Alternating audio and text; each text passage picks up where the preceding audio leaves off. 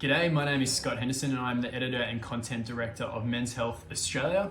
What makes a good magazine? What makes a good magazine in 2022 is a magazine brand that knows their audience intimately. And that means what content resonates with their audience and also how their audience consumes their content.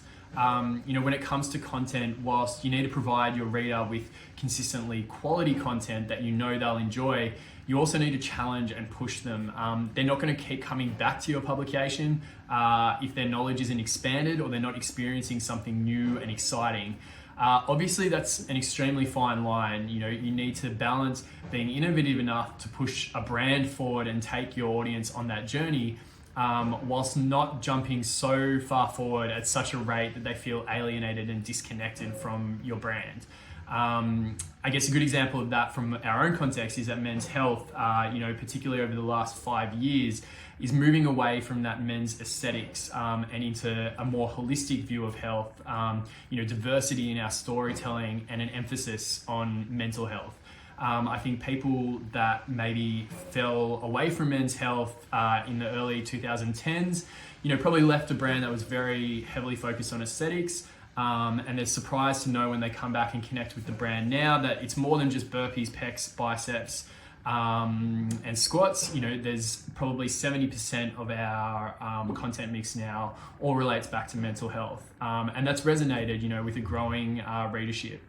I think there are some other great examples out there. Vogue internationally have, and locally have also mastered, for generations, an evolution. We're still seeing them evolving and connecting with new audience members. A lot of a younger audience, their strategy has to kind of be moved towards a younger, even cover models, cover stars.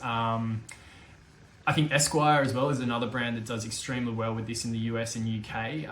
What they're doing is broaching politics in a way that is, it's thought-provoking, yet it's still accessible and not off-putting. Homes and interior mags and brands are a really interesting case study. I feel like they're the ones that have probably done the best in this, really excelling in knowing their audience and how to connect with them. Print will always be central to these brands as a visual medium, but creating YouTube channels as a source of audience growth and revenue has been vital to their success. I think Architectural Digest has done this really well, having recognized the lingering cult of celebrity. Whilst I guess locally, we have a brand called The Local Project, which produces a first-class quarterly, it's a bookazine kind of product, print publication, and that actually launched off the back of their YouTube channel. I think it's also important to note that many boutique and special interest mags actually make the bulk of their revenue off advertising.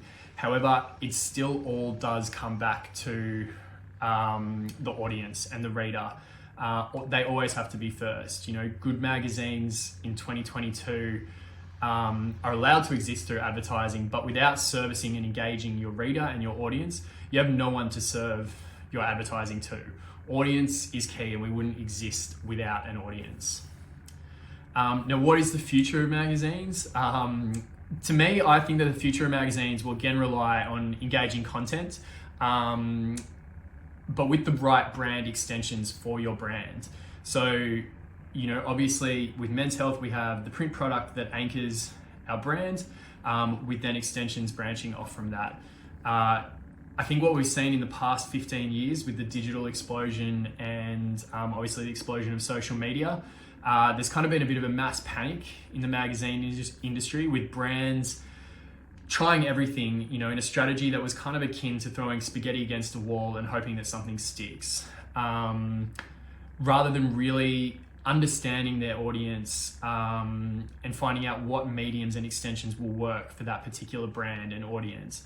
As an example, Men's Health used to be part of a stable and a larger publishing company that had 16 titles.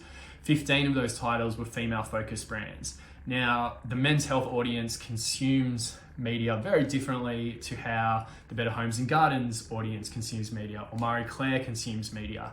However, it was seen as a network model where basically every extension was implemented across all the brands. Obviously that didn't always work because, you know, different audiences, different ways of consuming content didn't always resonate.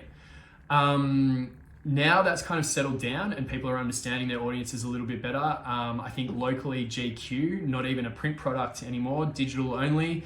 But you know, they know their GQ Man of the Year Awards resonates with their reader as an event and a brand extension.